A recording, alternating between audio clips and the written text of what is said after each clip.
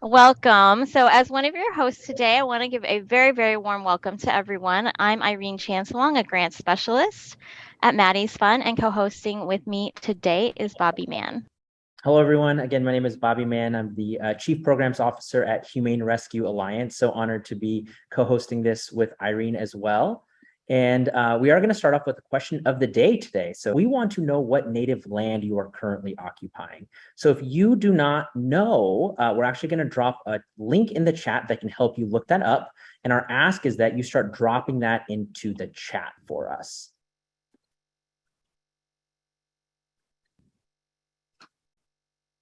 Awesome. Yeah, thanks everybody. Loving seeing all of these responses. If you're wondering on how to create a land acknowledgement, Maddie's Fund's very own Kelsey Duffield will post her presentation on Maddie's Pet Forum after today. So I will begin with mine. In the spirit of healing, I acknowledge and honor the Ohlone people whose traditional land of 12,000 years was unceded and is now known as the East Bay in the San Francisco Bay Area of California, where I'm currently occupying. To our speakers here today, I look forward to listening and learning from you. And I'll just acknowledge, although I'm a California native, I'm currently residing in Washington, D.C., where I'm in Anacostan and Piscataway land. Awesome. Thank you so much. And as we get into our speakers, I wanted to introduce the first one. First person is Glenda Davis. Glenda is a Navajo of the Water's Edge and Salt People clans from Sawmill, Arizona. She is the founder and president of Animal Rez-Q, Inc. Animal Rez-Q provides animal wellness services directly into tribal communities. And Bobby, if you'd like to introduce Sheila. Yeah, I'm going to toss over to Sheila Iyengar, who has over 30 years of professional canine behavior and training experience, in addition to her work with the Nagi Foundation. She's also the founder and owner of Lotus Dog Training, and her primary focus is on the Salt River Pima-Maricopa Indian community in Arizona. So over to our amazing speakers. Awesome.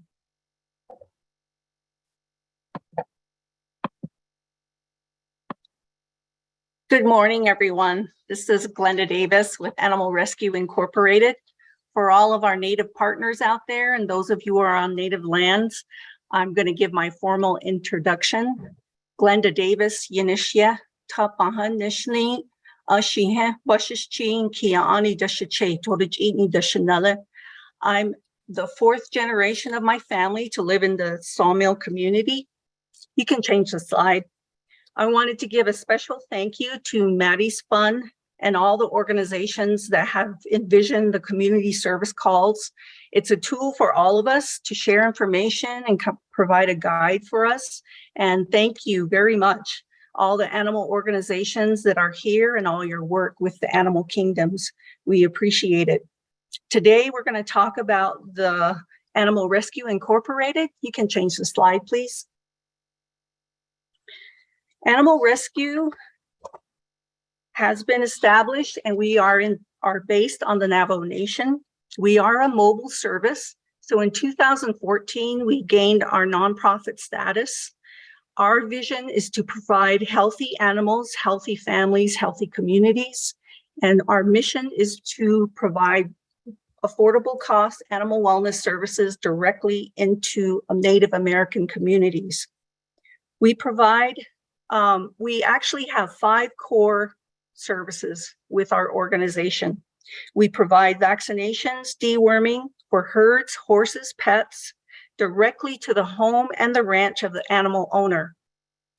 Our services include a one-on-one process for humane education, one family at a time, as we deliver the services. With our herd services, we try to work with each of the livestock families to develop a herd plan. We strive to help them improve their genetics and management techniques of their livestock. And we also want to keep in mind the grazing and the water issues of the family. ARQ's overpopulation control measures are a proposed PZP treatment for community mayors for those chapters that would like to partner with us. And our spay-neuter component, it still has yet to be funded. We presently provide stipends for youth, in our youth impact programs, and those are at any of our vaccination sites or herd service days. We want to encourage the youth to try to grow into careers in natural resources, animal science, veterinary medicine, agribusiness, etc. Next slide. This slide is a map of the Navajo Nation. We have 27,000 square miles of meadows, valleys, buttes, and mountains, which is about the size of West Virginia. Presently, there are 404,000 registered Navajos within our Vital Records Office. Since COVID-19, more of our people have actually moved home, so that the total of people that now live on the reservation are about 180,000 people. Other demographics for our reservation is a 42% unemployment rate with an average household income of 20 grand. If we consider there are 47,000 households on the reservation, and if they had an average of 2 dogs per household, that would mean we would have a population of 95,000 dogs that are owned on our reservation. So presently on this slide, you will see a couple of stars there. I want you to see where our veterinarians are on our nation. So we have 2 stars. The Navajo veterinarians are the green and yellow stars, and we have several border town veterinarians. A lot of our obstacles to veterinary care include a limited number of veterinarians on the reservation, the sheer distance to travel to a vet clinic, plus the expense of the treatment, gasoline costs, and the logistics to wait for your animal to be treated. Of course, we all have endured the pandemic effects, and Navajo is the same. Presently, we have a 75% capacity in our workforce, so we are not 100% yet. We continue to have a mask mandate, and we also had to work around a 1.5 year long shelter in place where our government was completely shut down, and all of our services had to follow the Navajo Nation Department of Health guidelines, especially as we worked in the field. Next slide. So today I wanted to share with you a huge undertaking that we took upon ourselves, and it was called the Navajo Nation Vaccination Blitz of 2021. We partnered with Navajo Department of Resource Enforcement, the Animal Control Program, to conduct free distemper combo and rabies vaccinations, an oral dewormer, microchip, and an individual education on disease prevention, parasite reduction, and the importance of microchipping pets. Understand that Navajo people are bilingual. Bilingual radio announcements are critical to the success of any event on the Navajo Nation. As you know, radio is expensive. We also utilize flyers, our Navajo Nation newspaper, and social media. In June, if you can see the flyer there, our entire team traveled 400 miles in the Western Agency to cover 4 chapter drive-through vaccination sites per our COVID guidelines. The 5th site had to be canceled because of a fire nearby. In July, our team traveled 460 miles to the Eastern and Fort Defiance agencies to cover 4 drive-through chapter sites. Our clinic inventory and logistical equipment was sponsored by the BIPOC Maddie's Fund, yay, grant, Petco Love Vaccine Grant, and in-kind contribution of staff, vehicles, and equipment from the Navajo Nation Department, as well as ARQ volunteers for our 10 sites. This slide demonstrates what it took on our daily activities as we were out in the field for each week. So we drove to the chapter site, we set up, we performed the services, we did the breakdown, we traveled to the next site, and we overnighted. We actually camped out at each of the sites for the next day. Next slide. Oh dear. I missed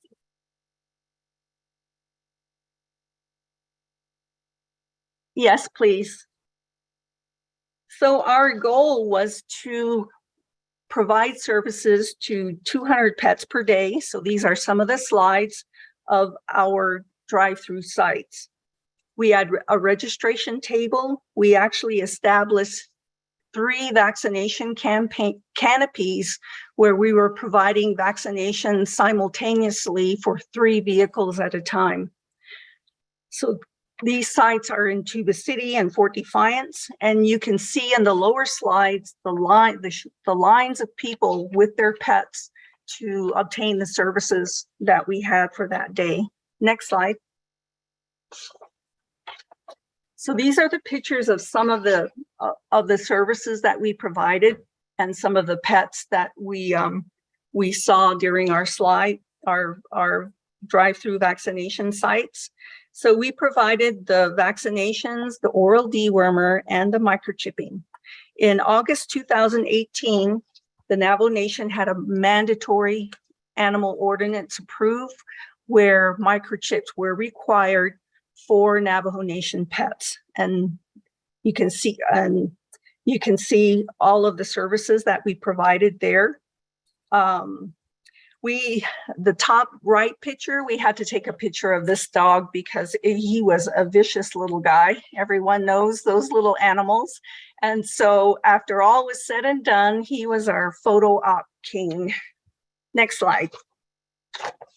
So this shows the Western Agency, and which is the yellow portion in this slide for the June services on Navajo Nation. And going down to the green and orange areas were the areas where we provided services in the Fort Defiance and Eastern Agency. Next slide. So now to the nitty gritty. The Navajo Nation vaccination blitz of 2022. These numbers are the results of our initiative. The free distemper combo shots, rabies vaccinations, deworming, and microchip. We completed 1,455 dog treatments and 368 cats. And you can see our partners as well as the chapters that we partnered with. Next slide. Take it away, Sheila.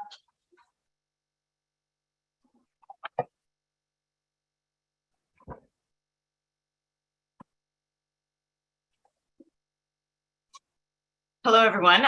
My name is Sheila Iyengar, and I am the founder and executive director of the Nagi Foundation. And I just want to thank all of you for giving me the time to learn more about our programs.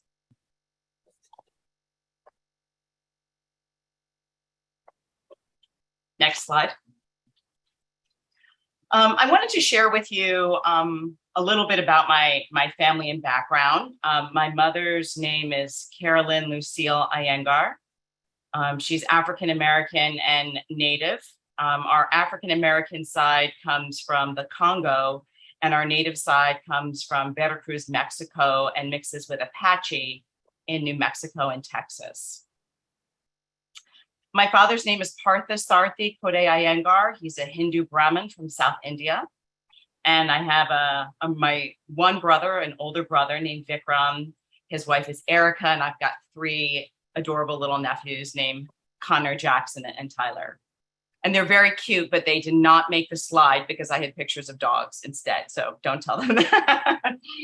I'm a dog trainer, and I've been studying behavior for the past 28 years. Prior to that, I had a dog boarding and a training business for about 15 years. And this facility housed my previous organization, which was called Reservation Rewards Animal Rescue. And it was a nonprofit, and we used to take in dogs into our facility that were living on tribal land that owners can no longer care for. We had a great success, but as fast as we could take them in, they just kept coming. So in 2015, I closed up Reservation Rewards Animal Rescue and started with a new mission under the Nagi Foundation to provide services, resources, and support to both people and their pets on tribal land. you're already on the next slide. Awesome. I started the Nagi Foundation when I saw the need in my Native community for people to access services for their pets. As you can see here, our primary focus is the Salt River Pima-Maricopa Indian community, and that's located in Scottsdale, Arizona.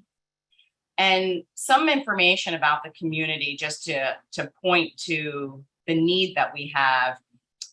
We have over 60% of our Salt River community members that live below the poverty line, which is 2 times the amount of Arizona's average. 55% of the children living in Salt River who are under the age of 12 are also living in poverty.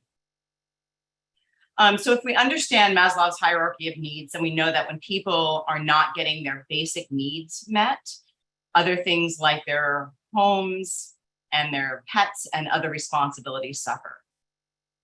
And so through our research, we estimate that there are about, like Glenda had mentioned, I think that's probably the norm for tribal land, is about 1 to 2 dogs per person. And there's about 8,000 people living within the boundaries of the Salt River community. So you can imagine that is a lot of dogs. Salt River is also considered an urban reservation. You can see here, it's surrounded by some pretty large cities. We've got Phoenix that borders us, Mesa, Fountain Hills, Scottsdale, Tempe. And the great part about being part of an urban community is that with all the development and growth, the tribal leadership really embraces innovative programs like ours. It sees the value and supports us. One of the downsides of being so urban is that 48% of the animals that utilize our programs, which I'll talk about in just a moment, have been taken in by tribal members after they've been abandoned in the community by neighboring cities. So it's become a real epidemic. Next slide, please. So how we provide solutions to these issues is by creating programs that are easy for people to access. So prior to the Nagi Foundation, Salt River did not have any animal services aside from animal control that simply just brought animals to Maricopa County, which is our local shelter, which is overrun as well too. I'm sure you've heard about it in some of your discussions. Maricopa is a pretty large shelter. So our programs meet the most immediate needs of animals' medical care. And that's in tandem with other additional services that you see listed here to help people feel supported. So we've got wellness that we do. During COVID, we started emergency and complex medical case support. We have our social emotional learning youth programs that pair kids in the group home with shelter dogs and take them through a pretty intensive curriculum teaching both the dog and our students life skills. We've got elder support programs that bring care and supplies to those who struggle with transportation. And we also have behavior and training consultations. Next slide, please. I also think it's important for us to offer not only spay-neuter, but more comprehensive medical treatment. So as all of you know, the focus in animal welfare has tended to be spay-neuter, understandably, especially in populations like ours, where we have a lot of overpopulation of dogs and cats. As I think Glenda pointed out, what is it, like 95,000 or something? We have about, what would that be, like 16,000 or something like that animals. So the focus has always been on spay-neuter. But there are many ways that we've also realized that we can raise the overall health of the community. So for example, if we have an animal that's sick with something like heartworm, valley fever, or tick fever, which is pretty common in our community, getting that pet healthy becomes our and the owner's top priority rather than spay-neuter. And once that pet is healthy, then we can alter. And so this approach is a little bit unconventional in animal welfare cities and animal welfare circles, but it's made a huge impact in our Native communities. As you can see from some of our stats, we still do spay-neuter. And actually, I'd like to, if I can update this for just a moment, we're probably at about 4,000 spay-neuter surgeries since our last one. So my apologies, that number is not updated. And when we talk about the importance of offering other programs in addition to our spay-neuter, I just want to give us a small example of that. You know, we had a young woman that brought a pregnant pit bull to our program. This is a couple years back, you know, and she came to get vaccines and talk to us a little bit about her pregnant dog. And I spoke to her about the options of getting the dog spayed. So at the time, she wasn't very receptive to it. And I suggested that when she has the pups born, maybe she can bring them back to our clinics to get them vaccinated before she sells them, which she did.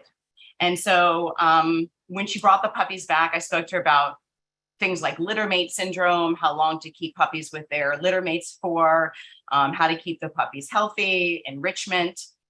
And I think that mom dog went on to have probably about maybe 3 other litters, which incidentally, she brought all of them back to our programs to get, we gave her crates, the puppies got dewormer, vaccinated, microchipped, you know.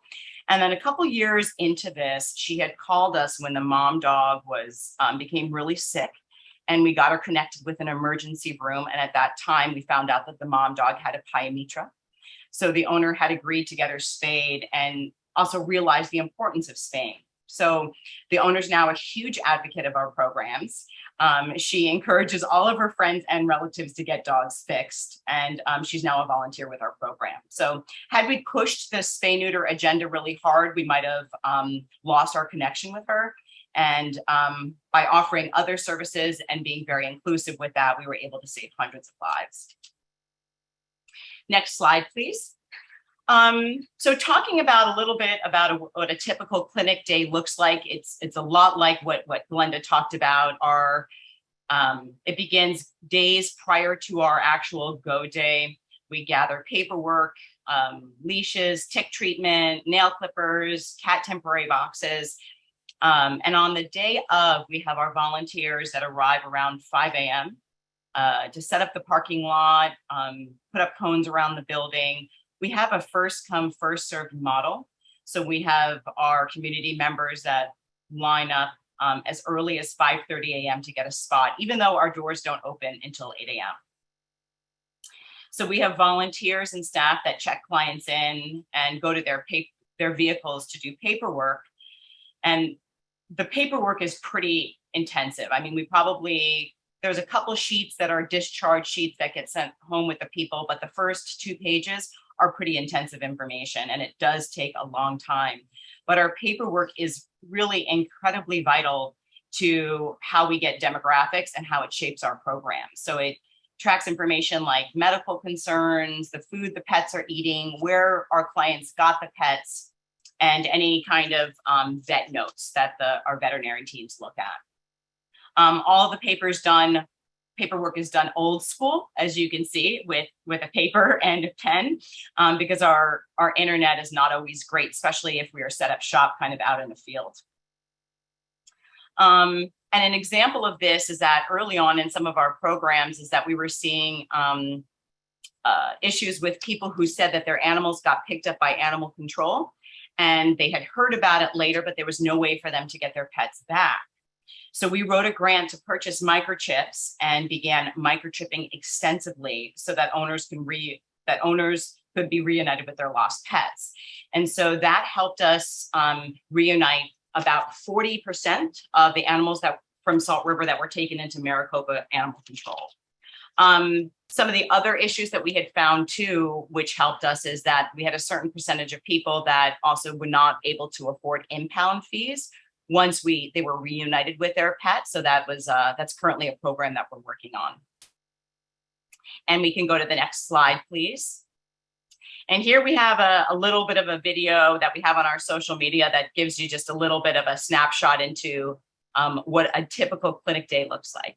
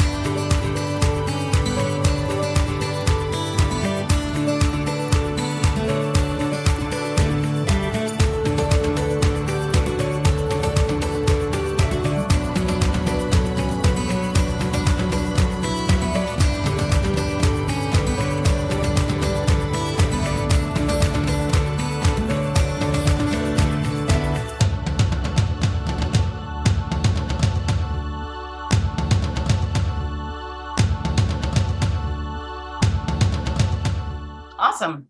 Well, that gives you a little bit of a background on us, and I'll give it back to Glenda. Thank you.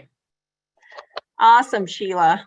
So I wanted to share with each of you a little bit of our past events with Animal Rescue Incorporated. We found the need to purchase a transport trailer to bring all of our supplies and equipment to the site since we have to travel distances. And it was also a means to take to the off-reservation animal organizations our 100% Navajo Nation res dog puppies. So that's to come. So during COVID, because of our shelter-in-place orders, the only services that were available for a majority of pet owners was through the COVID warehouse. We partnered to bring pallets of pet food to the elderly. Initially, we started with 4 pallets, and that was in coordination with Best Friends, and that was delivered to the COVID warehouse. And from there, community members, either the elder itself, the community chapter, or the CHR, the community health representative, would recommend where some of the pet food should go and the elders that they felt needed the food. So as the demand increased, my co-presenter here, Sheila, and Leanna with Arizona Friends of Animals coordinated to bring in 72 pallets of pet food. And with 3 semi-trucks, they brought the food to the COVID distribution warehouse, and those were delivered to chapter communities.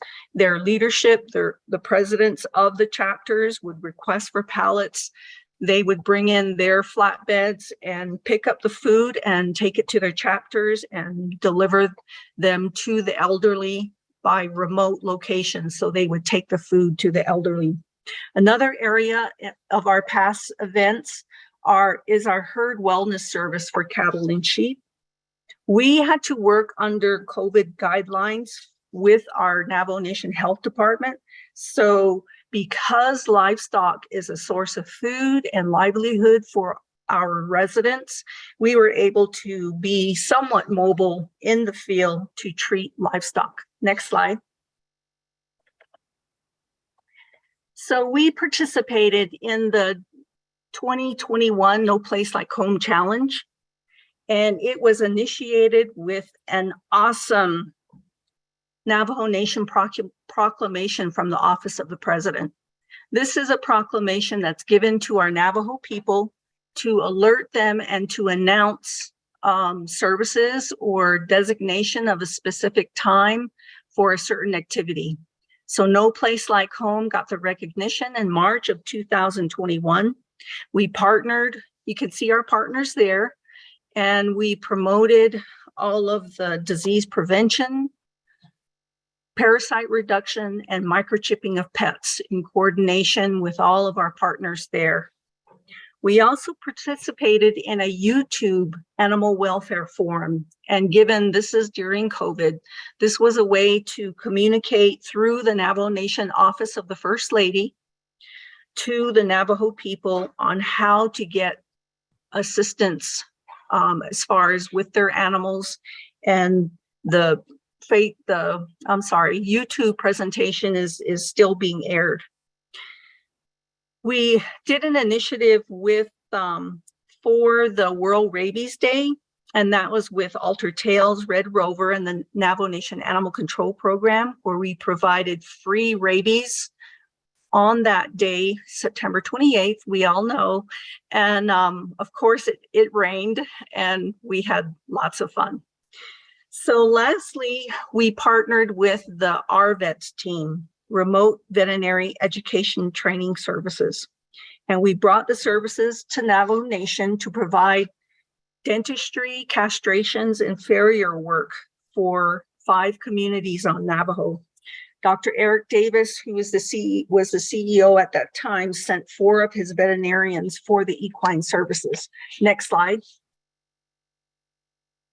So in the RVETS visit, this is just to give you an idea of the information in the chart there for the number of castrations, dentals, hoof trims, vaccinations, and deworming that we completed at the 5 sites. So the map is to show the exact area that we traveled. We ended up treating 158 horses and traveled 391 miles. So what's unique about these services is we have to move every day. We camped, we cooked out, we were out in the field. We enjoyed each other's time from sun up to sundown, and everyone donated their services.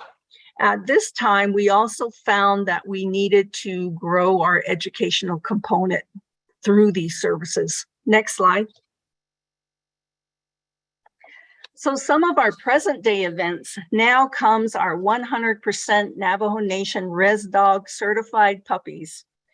We provide these certificates to puppies that we transfer off of the Navajo Nation. Often we come to homes and ranches where we deliver services and find litters of puppies, and we speak with the families to try to make an agreement with them so that they would provide the TLC, the socialization, and the shelter for their own litter. Animal Rescue in exchange would provide 2 distemper combo vaccinations, 2 rounds of oral dewormer, a microchip, and puppy food. So at the beginning, when these puppies enter the program, we take their photograph, and then we take another photograph when they leave.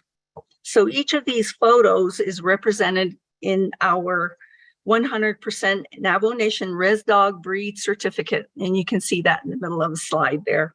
And we did speak about our vaccination blitz of the 10 chapters in June and July. So our May equine services. So this is the 2nd year of providing services for dentistry, castrations, and hoof trims. And you can see our partners there. And we also decided to do a round of farrier services.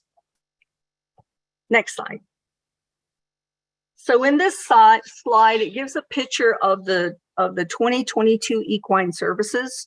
This year, we partnered with Midwestern University, the veterinary school, to assist 5 veterinary students to gain experience in the field. Our veterinary team included Dr. Mark Anderson, professors from Midwestern University, Dr. Waite and Dr. Mickey.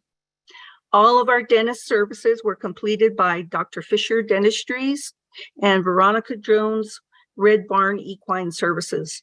We had 3 farriers, Jack Pitts, Bob Holden, and Purnell Charlie. Next slide.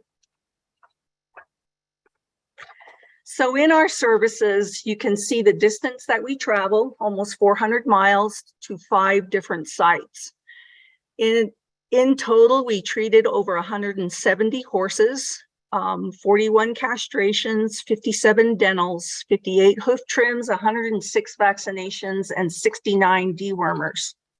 Again, we moved every day to a new site. We camped and cooked out. We had all of our services and time from our team was donated. And we also had the 5 veterinary students gain experience in the field. One of the positive things we did each evening around the cook shack or the fireplace was to do medical rounds. So we went ahead and did lessons learned for the day. So what we found in the 2021 and 2022 equine services is that we had an overwhelming request of hoof trims. Many horse owners had to be turned away at our sites, so we decided to have hoof trim services in July 2020. But next slide. We found that in our services, we only had 24 appointments scheduled. Ouch, right? We covered 576 miles. We still continued to camp. Everyone donated their time, but we learned a hard lesson is that the combination of the services, the castration, dentistry, and hoof trims were the draw for the services on Navajo. Next slide. So Glenda, I'm so sorry to interrupt. I just wanted to do a quick time check. If Sheila was also planning to have her last about 10 minutes, I just wanted to let you know we're about a few minutes over the 10-minute mark. Thank you. Okay, real quick.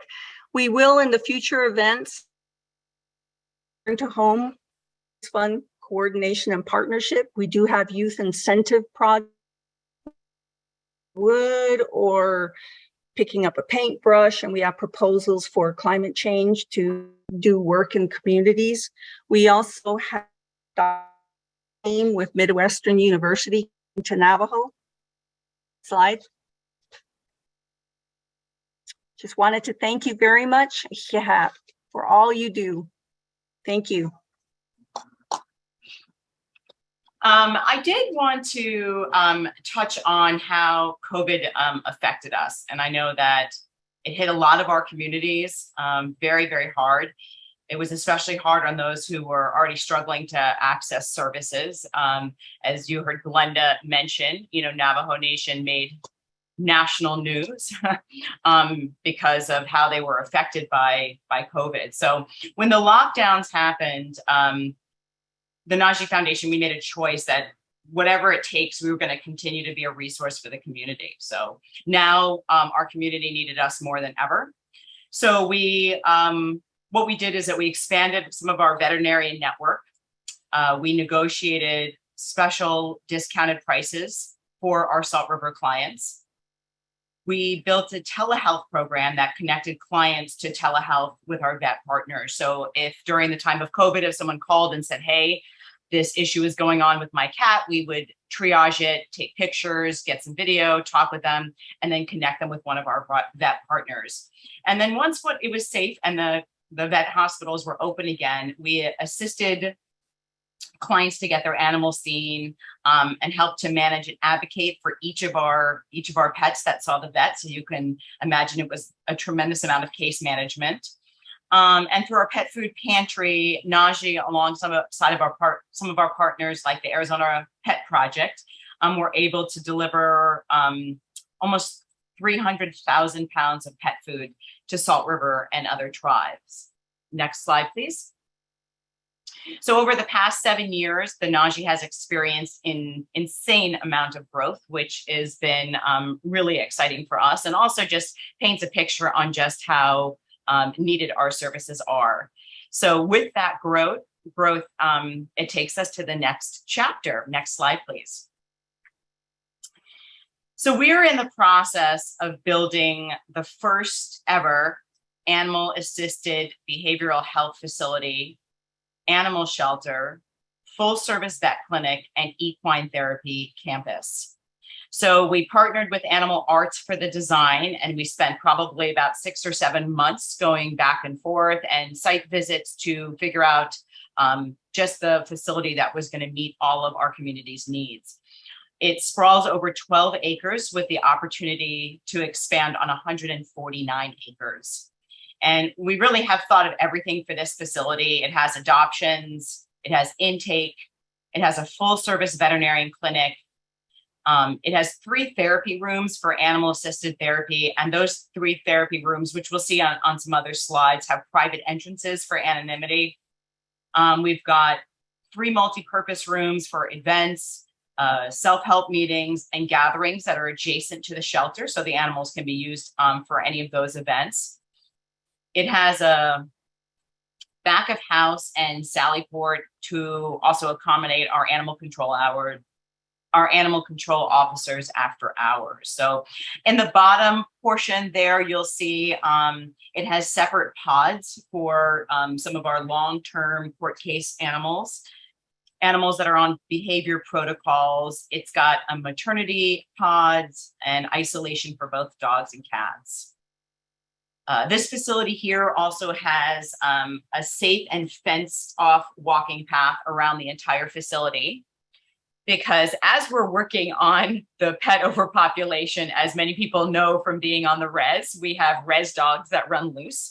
And a lot of our clients have talked about how it's not always safe to be walking out there. So we put a a fenced off walking path around the whole facility. We also have like fenced off areas. We're calling them a dog park, but before we all cringe at a dog park, it's monitored and like a membership type of a dog park where dogs that are on tethers or kept in pens have a chance to run free by themselves with no other dogs and no other people.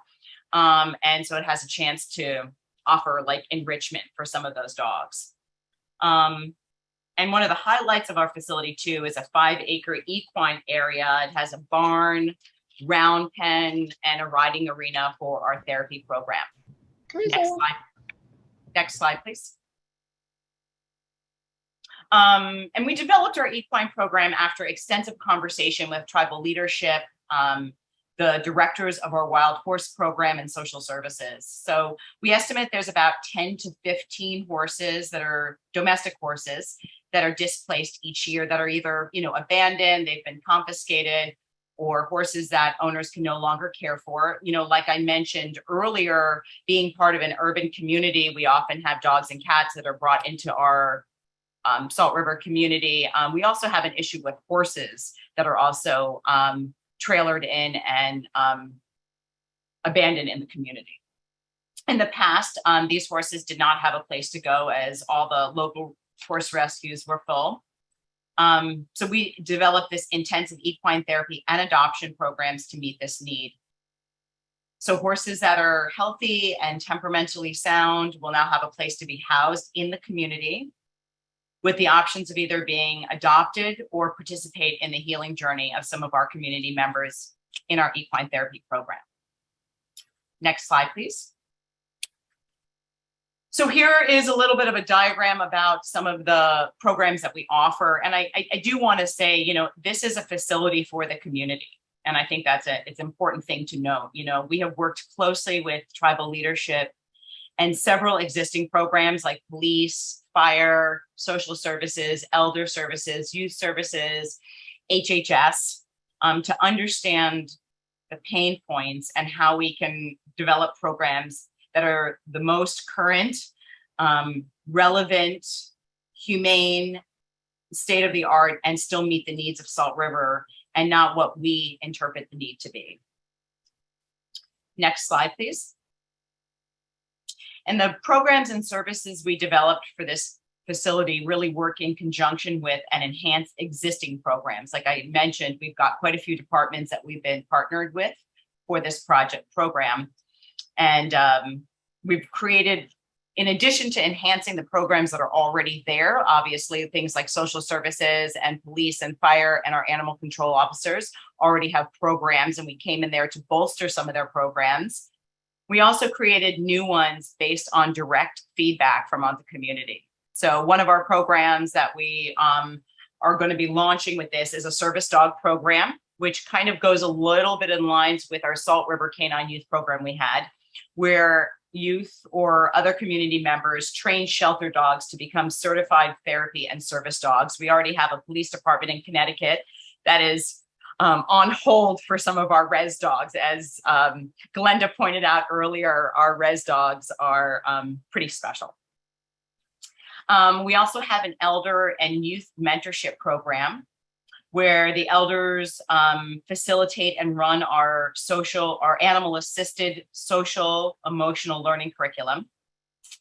And we have another program where we partnered with local vocational job training organizations to train members of our community in things like pet photography, grooming, and animal husbandry, all of which are programs that are housed at our facility. We've partnered with universities,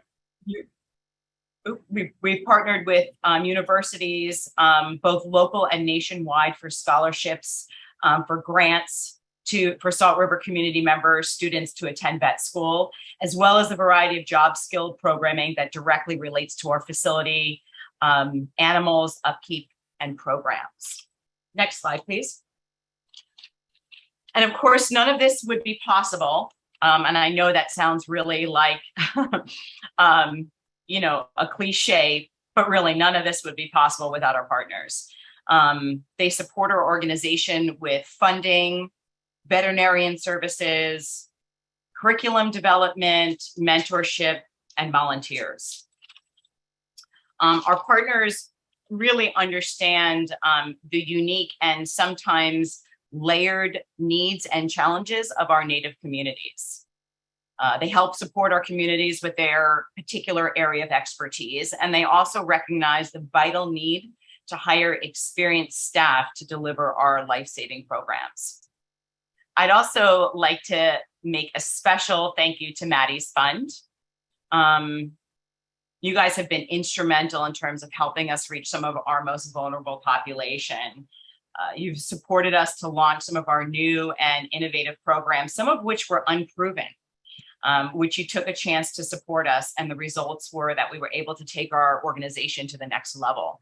And there's not a lot of organizations that do that. Most of them want to see the programs already running, but I know with your innovative grants, you are open to seeing what our communities could create, and we're really grateful for that. Next slide, please. And on that, I'm opening to answering like any questions people have. I do want to add that we are looking for individual people, organizations, businesses, and foundations that we could collaborate with. So if you're interested in learning more about joining our team, whether or not it's donating, volunteering, combining programs, mentorship, guidance, we would love to make a bigger impact in our world with collaboration. So I'd love to hear from you. And if we go to the next slide, it has all of our contact information on there. So I just want to thank all of you guys, and also want to thank my awesome co-presenter, Glenda Davis. She is not only a colleague, but a mentor and very inspirational to me. So appreciate you allowing me to share the stage with you. Well, Sheila and Glenda, I will just echo what Mary said regarding Maddie's Fund, is that presentations like this inspire funders to be better funders.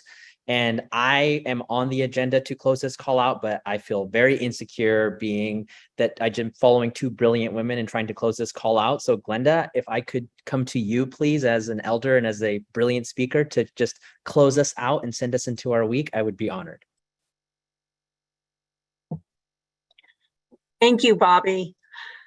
I just wanted to thank everyone that's on the call for all your work and sincere efforts.